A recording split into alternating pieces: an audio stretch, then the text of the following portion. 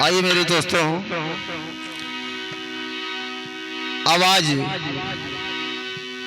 फिर सोहर मंगल लेकर के आ गए हैं और गौर से सुने। हमें आशा नहीं पूर्ण विश्वास है कि आप लोगों को जरूर पसंद आएगा। गौर से सुने। ये सोहर नहीं है, ये बल्कि चेतावनी शब्द है, लेकिन सोहर के रूप में आप लोग सुने।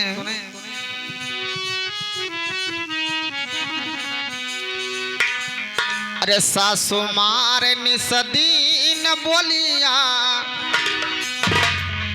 अरे ननदी तान मारा हो।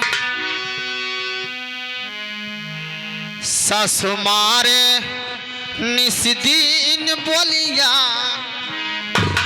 अरे ननदी तान मारा हो। हरे राम कमुने करमवा से चूक्यों, राम कमुने करमवा से चूक्यों।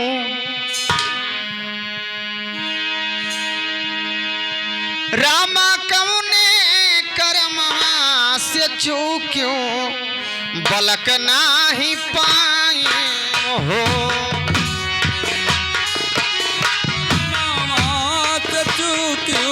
बलक नाही पाई हो।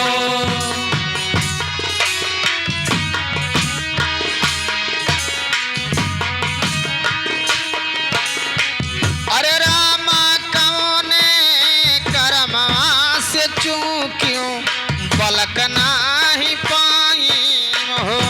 राम कवने करमवा से चूक्यों, बलक नाही पाई हो।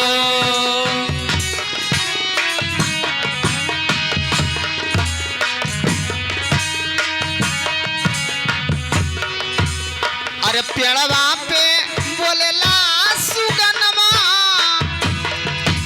मधुर बोलिया बोले, मधुर बोलिया बोला हो। पेड़वा पे बोलेला सुगनमा, मधुर बोलिया बोले, मधुर बोलिया बोला हो। रामा माता पिता के गारी आयु,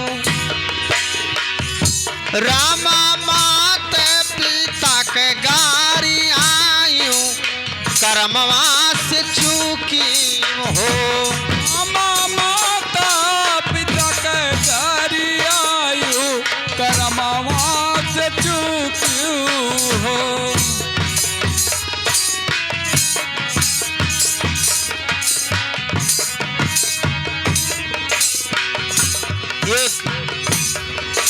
एक पंछी के रूप में भगवान परमात्मा समझा रहे हैं कि दुनिया संसार में माता पिता से बढ़कर के कोई भगवान नहीं है। दुनिया में माता पिता से बढ़ करके कोई भगवान नहीं है, लेकिन अपने माता पिता को जो गाली देता है वो बहुत बड़ा कर्म से अभागा होता है।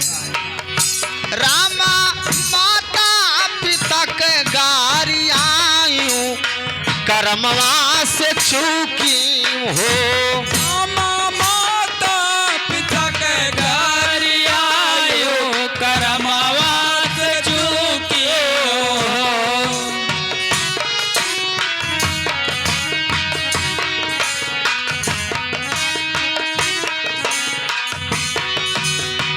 कहियो ना सासू जी के सेवा,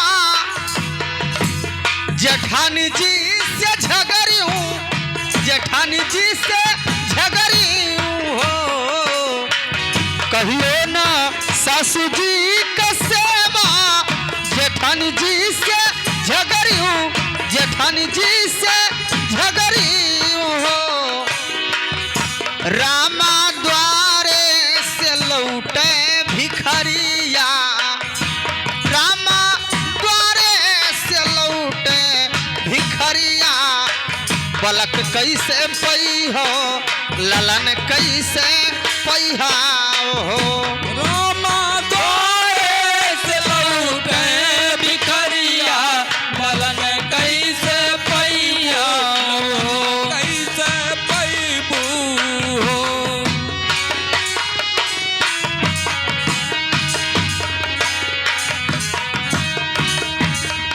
लेकिन वो स्त्री कहती क्या है कैसे भैया कि हे भगवान हे परमात्मा हमसे बहुत बड़ी चूक हो गई और बहुत बड़ा गलती हमने किया है, लेकिन इस गलती को आप क्षमा कर दो।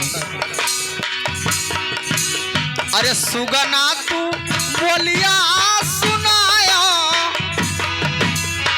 हम समझायो हम समझाया हो सुगना तू बोलिया सुनायो हमें समझायो हमें समझाया हो रामाय बुयस यतन बतावो रामा अब यस यतन बतावो बलक मुख देखबाए हो माया बयस जतन बतायो बलक मुख देखाई बलक सुख पाई बहो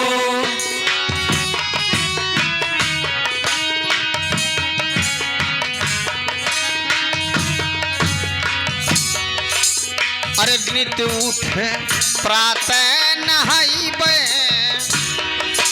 सूरज पैया लागी सासू के पाग लागी ससुर पाग लागी हो नित उठ बात नहाइबे सूरज पैया लागी सूरज पैया लागी न हो अरे नित उठ रोजे नहाइबे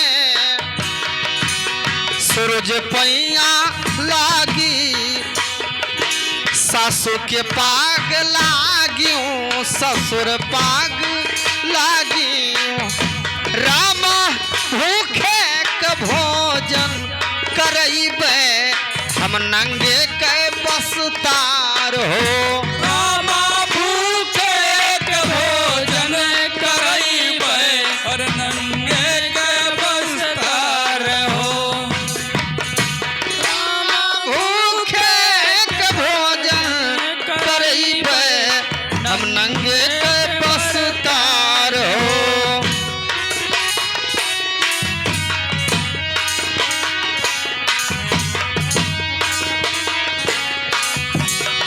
इतना सब करने के बाद भगवान परमात्मा का ध्यान हुआ और उस स्त्री का मांग पूरा हुआ। भगवान ने अपने नेत्रों से देख लिया, देखा और सोचा भी होता क्या है। एक माह बीतले दूसरे बीतल, इतना सब करने के बाद एक माह बीतले दूसरे बीतल, अरे तीन बीतल हो चार बीत गईला हो। अरे रामा छठे गोड़ घराने भरोसा कुछ हो गईले हो।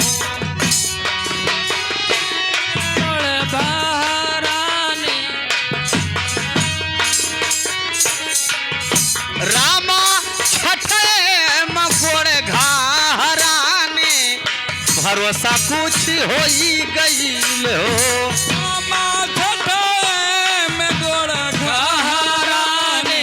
भरोसा कुछ भइलन हो। अरे भरोसा कुछ हो गईला हो, भरोसा कुछ हो गईले हो। रामा छठे गोड़ घराने भरोसा कुछ हो गए हो। रामा छठे में गोड़ घराने भरोसा कुछ होई गया हो। रामा छठे में गोड़ घराने भरोसा कुछ होई गया हो।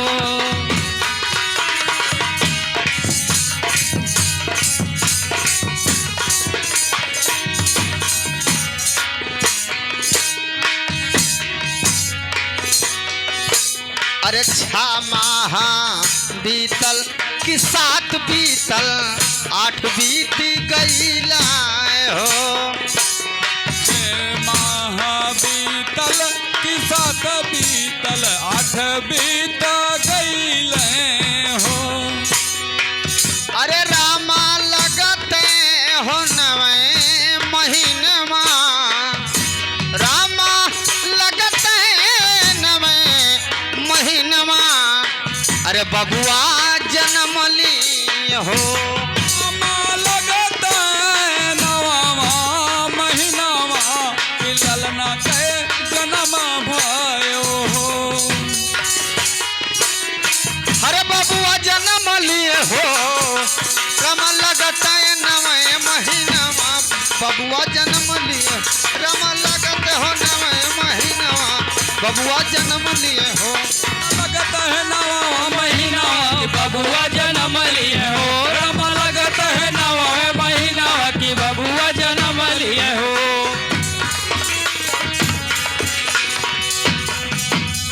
जे सोहार गावे